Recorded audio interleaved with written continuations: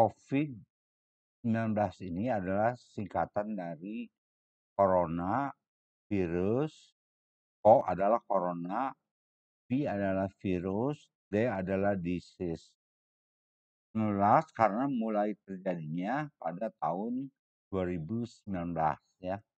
Penyakit ini ditemukan tahun 2019. Dan penyakit ini menjadi pandemi, yaitu asalnya wabah di kota Wuhan, provinsi Hubei, Tiongkok, kemudian menyebar menjadi pandemi, menjadi wabah ke seluruh dunia sampai dengan sekarang ya. Bahkan ada gelombang kedua, kemudian ada varian-varian baru selama 2000 akhir 2019, 2020 sampai sekarang bulan Juni 2021 terdapat varian-varian virus baru. Itu ada varian British, Inggris, dan ada varian Afrika Selatan.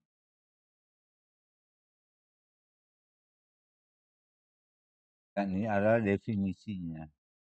COVID-19 atau coronavirus disease 19, penyakit COVID-19 adalah penyakit yang disebabkan oleh virus Severe Acute Respiratory Syndrome Coronavirus 2 atau disingkat SARS CoV Corona COVID-2.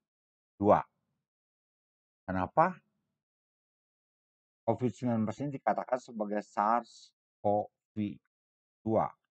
Karena dulu pernah terjadi wabah juga di Tiongkok, yaitu SARS, SARS itu yang ke-1 ya.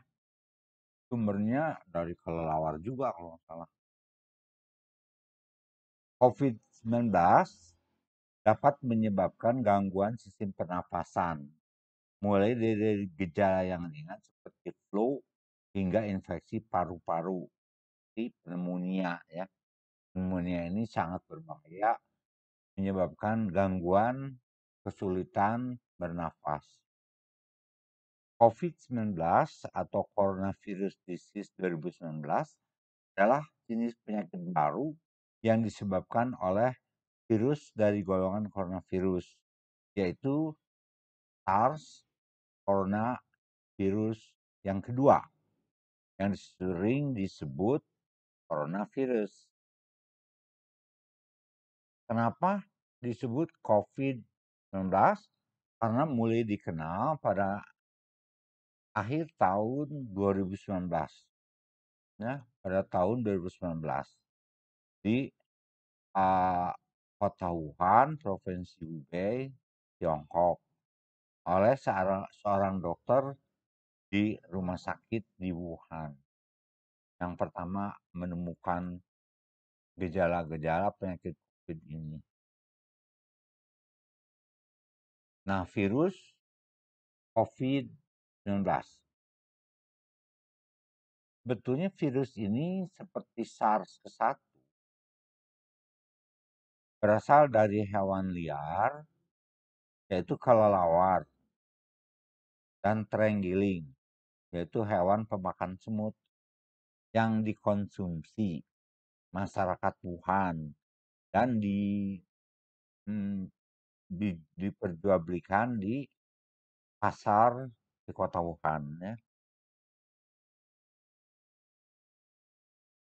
Awal Desember 2019 pada berdatangan ke rumah sakit Wuhan pasien-pasien banyak yang berdatangan ke Wuhan dengan penyakit yang tak dikenal mulainya. Yang pernah pertama kali mengenal penyakit ini yaitu Dr. Li Wenliang dari rumah sakit Wuhan. memberitakan ada virus misterius.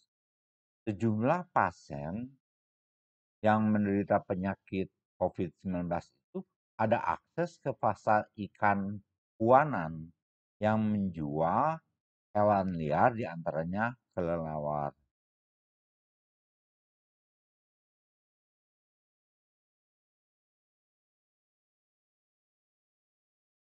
Sebagai virus corona SARS-2. Ya. Virus corona SARS yang kedua. Setelah dulu ada SARS pertama sebelumnya. Ya. Dulu pernah ada wabah SARS. Itu disebut SARS pertama Tiongkok. Sedangkan ini disebut sebagai SARS yang kedua. Golongan virusnya sama, yaitu virus corona. Jadi coronavirus itu ada SARS ke satu yang dulu terjadi wabah. Kemudian ada SARS kedua. SARS kedua ini yang disebut coronavirus 19 karena ditemukan pada Desember 2019. Ini adalah hewan pemakan semut, terenggiling, yang diduga ya, hewan ini, terenggiling ini hewan liar pemakan semut, juga dikonsumsi dan dijual di pasar ikan, di pasar makanan, hewan, ikan, pasar ikan dan hewan liar di kota Wuhan. Yaitu juga berasal dari terenggiling. Dan terenggiling itu juga dari pokoknya virus ini ternyata diduga berasal dari hewan terenggiling pemakan semut dan kelelawar. Ya. Kelelawar itu dikonsumsi menjadi makanan di kota Wuhan ini ya. Stop, stop kelelawar terenggiling atau mana ngolahnya ya. Pokoknya jadi makanan liar ini dan diduga inilah sumber virus corona SARS tipe SARS-2 yang disebut COVID-19 itu. Virus COVID-19. Nah, banyak pendapat bahwa ini berasal dari kota Wuhan, Provinsi Hubei, Tiongkok, dan menyebar ke seluruh dunia dan menjadi pandemi. Pendapat-pendapat ini tentu saja saya dapatkan dari internet, dari Google, dari internet, ya, mengenai data-data. Nah, ini ada gambar virus COVID-19, corona virus disease 19 yang menyebabkan pandemi. Ya.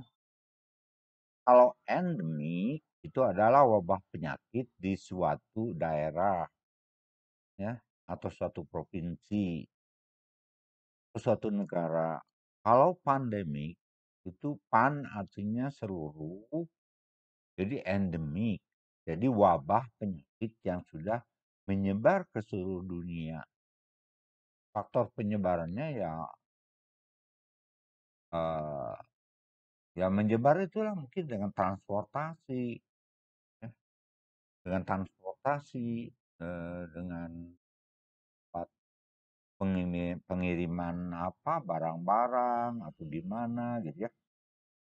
Karena katanya virus COVID-19 juga melekat pada plastik, pada eh, eh, karton, pada benda-benda lain. Ada lewat barang-barang kiriman juga menempel virus COVID. Di samping karena transportasi ya, mungkin orang yang menderita virus ini berkunjung ke negara lain sehingga menularkan pada penduduk yang dikunjungi ya. Klasifikasi dan morfologi virus COVID-19. Karena virus ini adalah tergolong ke dalam jenis RNA virus. Seperti kita ketahui bahwa virus itu tergolong menjadi dua berdasarkan genetikanya. Itu ada RNA virus atau ribonucleic acid virus dan ada DNA virus yaitu deoksiribonucleic acid. Dan coronavirus ini tergolong pada RNA virus yang menyebabkan penyakit pada hewan menyusui dan burung. Pada manusia dan burung menyebabkan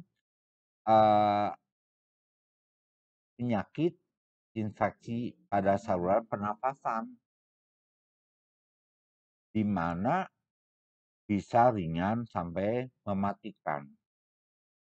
Penyakit yang ringan pada manusia termasuk beberapa kasus dari influenza atau common cold. Ya. Jadi nama ilmiahnya adalah coronavirus. Kemudian golongannya ini Coronaviridae, Nidovirales virus. Kemudian Orthonavirae, Isurviri. Nah, ini nomenklaturnya ya. Nomenklaturnya. Yang penting intinya aja bahwa ini namanya adalah coronavirus. Itu di situ ada apanya? Ada hal-hal lainnya ya. Di situ ada taksonominya. Ini saya ketutup ya, nggak bisa membaca. Tapi ya maksudnya inilah coronavirus. Ini adalah coronavirus. Ini coronavirus, itu ada kapsulnya. Kemudian ada spike. Nah, ini yang tonjolan-tonjolan ini disebutnya sebagai spike atau tanduknya. Tanduk-tanduk ini, nah ini tanduknya. Spike atau tanduk dari coronavirus. Nah, ini kapsulnya. Ini adalah kapsulnya. Dan ini adalah intinya. Intinya ini adalah RNA, ribonucleic acid. Spike ini fungsinya adalah untuk menembus sel lendir, tenggorokan, dan rongga hidung bagian belakang. Selaput lendirnya ditembus oleh spike ini sehingga masuk ke dalam sel dinding tenggorokan dan dinding hidung sebelah belakang. Setelah masuk ke dalam sel, kemudian ini RNA ini akan terpecah-pecah ya. RNA ini akan terpecah-pecah menjadi virus-virus baru.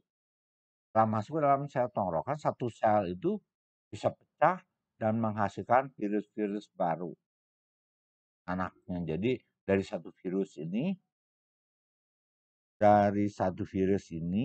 setelah masuk ke dalam sel tenggorokan dan rongga hidung belakang berkembang biak dalam sel, kemudian ininya RNA-nya pecah-pecah menjadi virus-virus baru. Nah, sehingga virusnya menjadi banyak dan nantinya akan menyerang paru-paru. Ya. Nah, cara penularannya. Penyebaran virus secara airborne infection, yaitu infeksi karena lewat udara, masih belum jelas, masih belum ditetapkan. Yang jelas adalah lewat percikan lendir orang yang sakit dari batuk, bicara, atau bersinnya. Oleh karena itu harus memakai masker. Ya. Dan kalau bersin atau batuk, itu lendirnya tidak boleh memercik sekitar. Jadi harus pakai tisu, kemudian tisunya dibuang, atau ya tetaplah kita batuk atau bersin, siapa pakai masker. Virus terisap dengan pernapasan orang sehat, kemudian menempel pada tenggorokan atau rongga hidung bagian belakang dengan spike atau tanduknya menembus lapisan lendir atau rongga hidung belakang, masuk fase hidup dan berkembang biak dalam sel-sel peneliti tersebut. Pada saat ini mungkin ada hilang penciuman dan pembauan, ya. Kemudian penciuman dan rasa ya bisa berkurang, pembauan, kemudian menyebar ke saluran nafas dan paru-paru. Ini lebih bahaya kalau sudah menyebar ke saluran nafas dan paru-paru, di mana pada paru-paru itu ada alveolus. Unit terkecil dari paru-paru ada alveolus, di mana alveolus itu tempat pertukaran CO2 yang harus dibuang lewat hidung dan diganti dengan oksigen. Jadi CO2 dikeluarkan oleh alveolus, kemudian masuk oksigen dalam darah lewat dinding alveolus. Bila dinding alveolus ini diserang pada paru-paru, maka pasien akan merasa sesak napas karena kadar oksigennya jadi berkurang. Nah, ini masih perdebatan ya, masih perdebatan apakah COVID itu airborne virus. Jadi virus yang ditularkan melalui udara. Maksudnya bukan dengan percikan lendir, tapi dengan udara. Seperti pada penyakit TBC adalah itu airborne, penyakit airborne. Jadi orang mengeluarkan dahak ke tanah, kemudian debunya menyebar ke udara. Kemudian diisap oleh orang sehat, sehingga TBC tersebut, kuman TBC tersebut menular lewat udara. Kalau COVID ini belum jelas ya karena airborne. Yang jelas percikan lendir waktu batuk atau bersin.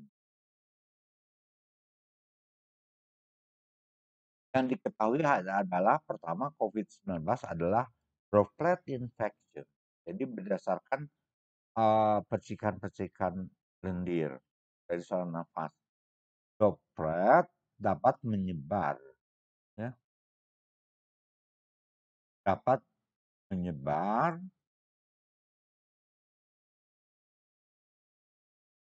pada orang yang terinfeksi. Droplet percikan ludah bisa tertinggal sampai dengan 12 jam di atas permukaan kaca, misalnya permukaan plastik, kertas. Bisa bertahan 12 jam virus ini. Dan percikan itu yang mengandung virus. Di sini perlunya ada social distancing atau jarak sosial. Dan kesehatan, kebersihan yang bagus mencegah adanya infeksi oleh coronavirus COVID-19 ini. Nah, ini ada gambar di sini, di mana di kota-kota besar, apalagi dengan penduduk yang banyak, itu banyak orang yang crowded, berkerumun. Nah, di negara-negara dengan banyak penduduk dan di kota-kota besar yang ramai, itu padat sekali ya, apalagi pada hari-hari jam kerja, pulang kerja, pada hari-hari tertentu, ya. Itu ramai orang-orang crowded. Nah, di sini bisa terjadi penularan karena tidak ada social distancing, orangnya terlalu crowded gitu. Nah, ini contoh bahwa batuk bisa mengeluarkan percikan-percikan lendir yang mengandung virus COVID-19. Gejala-gejala penyakit. Gejala-gejala penyakit COVID-19 ini, gejala utamanya adalah kesatu batuk-batuk kering, tenggorokan terasa panas, sakit, menelan, atau gatal. Karena apa? Karena virus corona ini pertama kali masuk ke dalam tubuh setelah terisap dari percikan lendir itu adalah menembus sel-sel di lingkar tenggorokan. Sehingga tenggorokannya panas, sakit atau gatal. Dua, sesak napas. Harus pakai oksigen. Bila berat harus pakai respirator atau ventilator. Nafas ini karena apa? Biasanya sesak napas setelah virus corona ini mencapai saluran nafas pada paru-paru dan menyerang unit-unit terkecil dari paru yaitu alveolus. Di mana pada alveolus ini unit terkecil dari paru ini terjadi pertukaran CO2, karbon dioksida dan oksigen. CO2 itu dibuang dan oksigen diserap masuk ke dalam pembuluh darah di alveolus, di dinding alveolus. Sedangkan dinding alveolusnya diserang, ya. Dinding alveolusnya diserang oleh virus sehingga terjadi inflamasi atau peradangan pada dinding alveolus. Di mana dinding alveolusnya meradang, menebal sehingga terganggu pertukaran CO2 yang harusnya dibuang dan oksigen yang harusnya diserap. Sehingga orang tersebut kekurangan oksigen dengan keluhan sesak napas, demam, atau suhu. Nah, demam itu adalah tanda infeksi pada umumnya adalah demam. Jadi gejala utamanya adalah demam. Makanya pada waktu masuk ke tempat-tempat umum, ke bank, perkantoran, semuanya diukur suhunya, ya, demam atau tidak. Ya.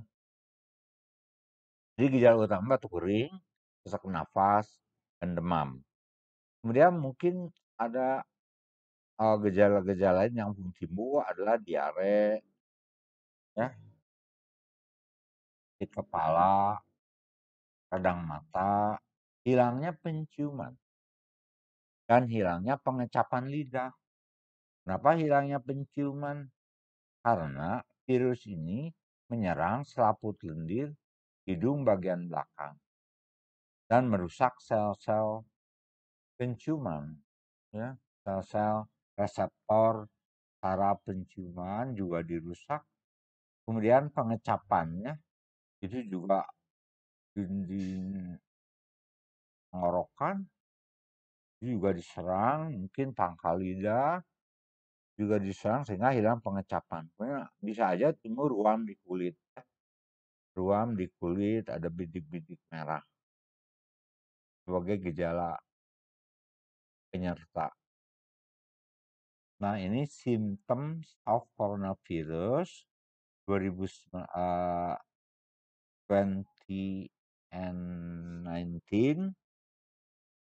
and virus atau coronavirus. Symptom of coronavirus 19 and 2019. Gejalanya di sini adalah cough, yaitu batuk-batuk. Biasanya batuk kosong, tidak berdahak. Kemudian fever. Fever itu adalah demam. Kemudian ada headache, yaitu sakit kepala. Tired, merasa lelah. Chills adalah menggigil. Spit, ada keluar keringat. Aces itu ada nyeri-nyeri pada badan, ya, pada dengkul, tulang-tulang. Kemudian ada kesulitan bernafas atau difficulty breathing, kesulitan bernafas. Ini kira-kira gejala, ya. Gejala utamanya adalah batuk kering, demam, ya, dan sesak napas. Ini gejala utama. Gejala lain kepala, merasa lelah, menggigil, berkeringat, dan nyeri-nyeri tulang. Nah, ini penularan coronavirus. Penularan coronavirus dengan bercakan lendir dari orang yang sakit corona COVID-19, di mana batuk, bersin. Nah, ini percikan ludahnya terisap oleh orang normal, terisap melalui hidung, kemudian menyerang, nah di hidung bagian belakang ini dan di dinding tenggorokan ini akan masuk ke dalam sel-selnya dengan spike atau tanduk-tanduk ini seperti tanduk-tanduk ini adalah alat untuk menembus ini dinding hidung bagian belakang dan dinding tenggorokan. Berkembang biak di sini, kemudian baru terisap ke saluran napas dan menyerang paru-paru. Nah, akhirnya dari tenggorokan ini, di dinding tenggorokan ini berkembang biak. Berkembang biak, setelah berkembang biak, jadi dengan spike-nya itu, tanduknya itu menembus sel-sel tenggorokan, dinding tenggorokan, kemudian berkembang biak di dinding tenggorokan ini, dan satu virus itu bisa menjadi beberapa virus. Kemudian terisap ke saluran nafas ini, nah kemudian akan menyerang paru-paru. Nah, ini unit terkecil dari paru-paru ini disebutnya sebagai alveolus. Alveolus ini adalah unit terkecil di paru-paru, di mana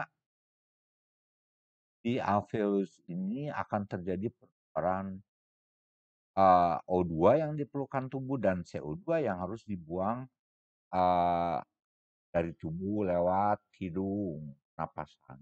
Nah, ini menyerang paru-paru sehingga bisa timbul sesak napas. Nah, ini gambaran paru-parunya. Nah, di sini paru-paru di sini belum terlalu jelas diserang. Yang jelas ini nih, paru-paru yang sebelah ini udah diserang nih oleh virus, coronavirus. Nah, ini juga sudah diserang. Ini kelihatannya masih bersih, tapi yang ini udah diserang oleh virus paru-parunya. Nah, di sini paru-parunya diserang nih, mulai dari bronchiolus,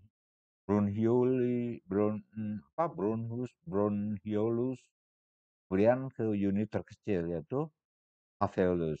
Nah, ini sudah kena nih unit-unit terkecil dari parunya, alveolusnya sudah terinfeksi, terutama yang ini, katanya lebih berat paru-parunya ini ya, sehingga ini terjadi kesulitan pertukaran oksigen dan CO2.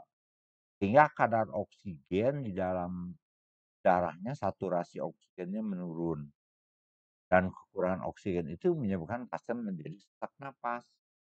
Sehingga itu tadi menjadi gejala utama, yaitu sesak napas, demam, dan batuk. Pemeriksaan pelengkap adalah rapid test. Hasilnya tidak spesifik untuk coronavirus 19. Ini rapid test ini adalah tes screening. Jadi asal aja, tidak spesifik bahwa kalau positif rapid test adalah COVID ya. Nah, yang lebih spesifik adalah PCR ya. PCR ini adalah swab tenggorok dan hidung, lebih spesifik untuk coronavirus 19. Pemeriksaan ronsen paru-paru untuk mencari radang paru-paru yang menyebabkan sesak napas. Tes darah lengkap untuk memeriksa ada sel darah putih. Nah, ini kadar sel darah putih ini menentukan apakah ada infeksi sekunder atau tidak. Kalau ada infeksi sekunder, biasanya sel darah putihnya naik.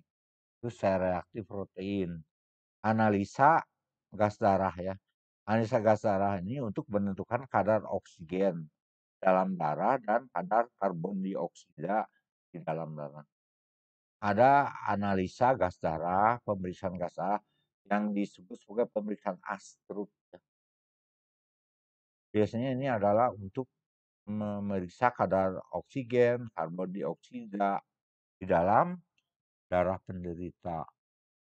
Pada penderita coronavirus disease, di mana virusnya sedang menyerang paru dan unit terkecil dari paru alveolus tempat pertukaran O2 dan CO2 sudah terganggu, maka kadar oksigennya akan turun.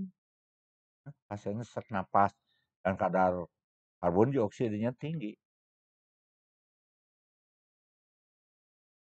Pengobatan.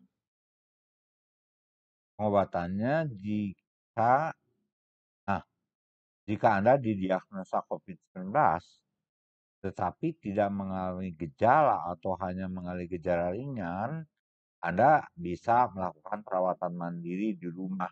Ini yang disebut isolasi mandiri selama 14 hari dengan tidak keluar rumah, ya, dan menjaga jarak dengan orang di dalam satu rumah. Ukur suhu tubuh 2 kali sehari, pagi dan malam hari. Cuci tangan dengan sabun, air mengalir atau hand sanitizer. Minum air putih untuk menjaga kadar cairan tubuh. Cukup istirahat yang cukup untuk mempercepat proses penyembuhan. Kemudian boleh obat pereda batuk, demam, nyeri setelah konsultasi dengan dokter. Nah, ini untuk pengobatan yang ringan cukup dengan isoman, isolasi mandiri selama 2 minggu ya. Dengan ketentuan-ketentuan tadi, menjaga kebersihan dan lain-lain, menjaga jarak dan lain-lain.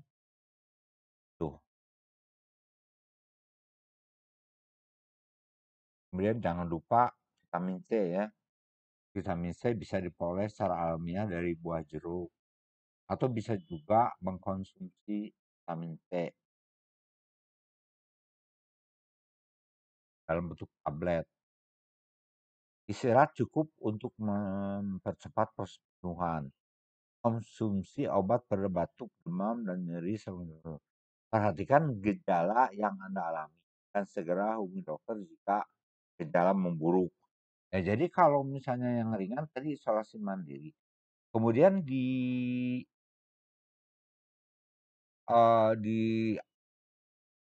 diawasi atau dilihat apakah menjadi berat.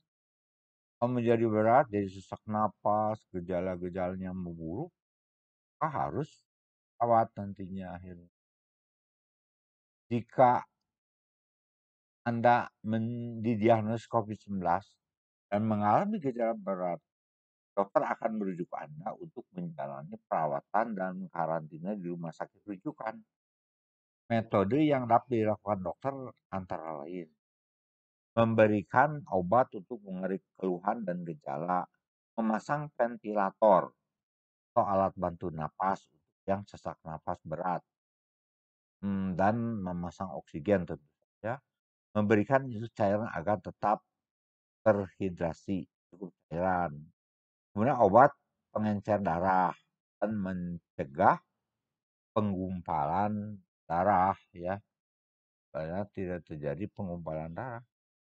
Kalau terjadi penggumpalan darah ya, ini bisa menyumbat pembuluh darah. Gejala akan lebih berat lagi. Nah ini ya, ini adalah pasien yang dipasang ventilator. Nah ini adalah ventilator ya. Ventilator adalah suatu alat, respirator atau ventilator adalah sebuah mesin yang untuk mengganti fungsi paru-paru dalam pernapasannya itu mengeluarkan CO2 dan memasukkan oksigen dan mengeluarkan CO2 dan ini adalah mesinnya, mesin respirator, ini pipanya, ini pasiennya yang dipasang respirator. Ini dikerjakan tentu saja di rumah sakit. Pengobatan penelitian untuk mencari metode pengobatan yang efektif dalam mengatasi penyakit COVID-19 masih terus dilakukan karena ini adalah penyakit baru. Tentu saja pengobatannya juga masih baru ya, dalam tahap perkembangan ya. Masih dicari pengobatan yang efektif dalam mengatasi penyakit COVID-19. Beberapa jenis obat yang diteliti untuk mengatasi COVID-19 adalah remdesivir atau leponavir, ritonavir, dan favipiravir. Ya. Ini golongan obat-obat antivirus yang khusus untuk COVID-19. Remdesivir, lopinavir, ritonavir, favipiravir. Ya. Mungkin berbagai negara beda-beda dalam memilih obat pilihannya. Nah, ini juga penting. Kita juga harus mencegah. Kalau mengobati, apalagi kalau udah keadaannya memburuk, itu menjadi sulit. Ada pepatah dari dulu kan sudah jelas, mencegah penyakit lebih baik daripada mengobati penyakit. Apalagi kalau sudah berat, itu dengan ventilator, itu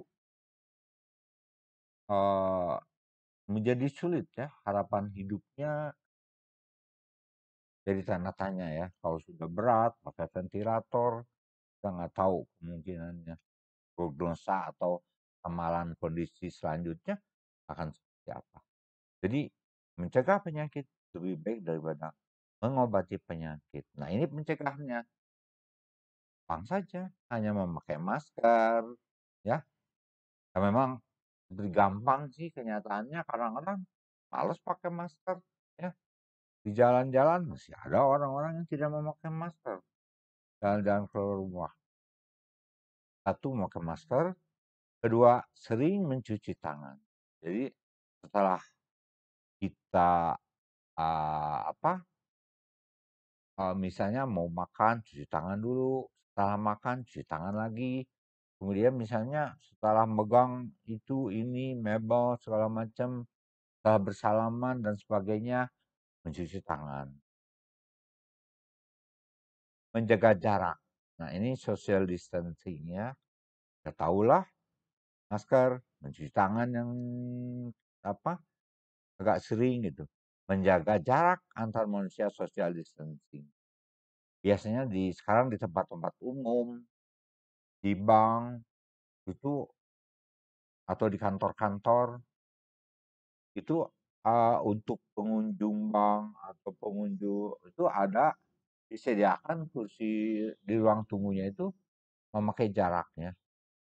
Jadi biasanya kosong satu kursi itu. Dan jarak satu satu kursi dikosongkan antara dua orang pengunjung. Keempat, menghindari kerumunan orang atau keramaian orang.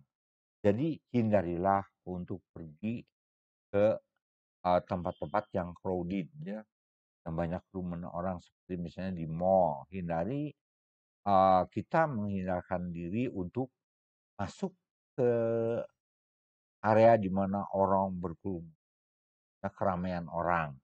Baik itu misalnya di mall atau dimanapun, atau misalnya bank sedang ramai ya, hindarilah tempat-tempat umum yang sedang ramai, hindari ya.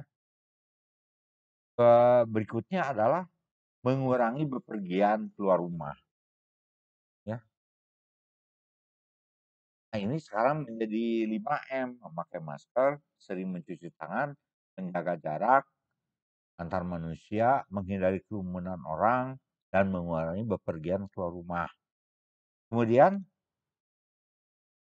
eh, juga diharapkan tidak menjenguk orang sakit di rumah atau di rumah sakit, ya. Kemudian ada juga eh, faktor pencegahan yang penting juga adalah vaksinasi. Sekarang sudah mulai dilakukan vaksinasi. Ya. Vaksin COVID-19 ada berbagai yaitu ada Sinovac, ada Pfizer, ada Moderna, ada AstraZeneca. Itu tiap-tiap negara rupanya berbeda-beda ya mengenai vaksin yang dipakainya. Ya. Nah, eh,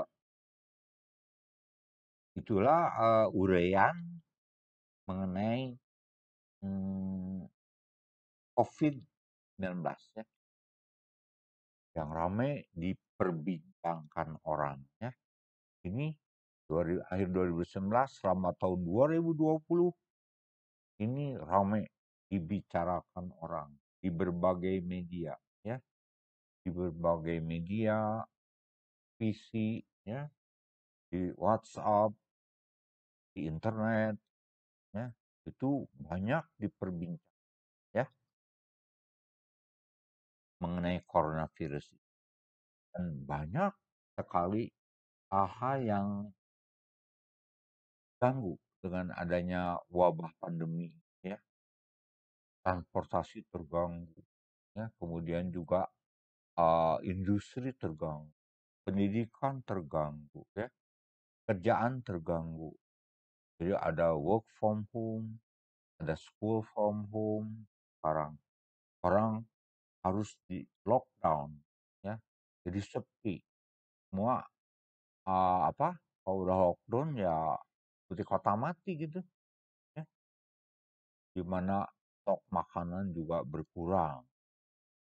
Jadi banyak sekali ini selama tahun 2020 ini, mmm, banyak sekali ya kesulitan-kesulitan kita hadapi ya, ada, PHK, kesulitan pangan, ada PHK dan sebagainya, banyak sekali ini kerugian akibat pandemi COVID-19. Kemudian dengan adanya vaksin dan dengan adanya berbagai usaha pengobatan dan pencegahan, mudah-mudahan saja bisa diatasi segalanya ya. Demikian, uraian saya mengenai COVID-19. Semoga bermanfaat untuk rekan-rekan, sekalian ya, uraian mengenai COVID ini. Mohon maaf atas segala kekurangan informasi, atau ada hal-hal yang kurang jelas ya dan sebagainya. Silahkan kalau kurang jelas telusuri aja sendiri dengan link, dengan apa kalau ingin lebih, rinci lagi ya. Demikian dan semoga bermanfaat untuk rekan-rekan sekalian, untuk kita semua dan terima kasih.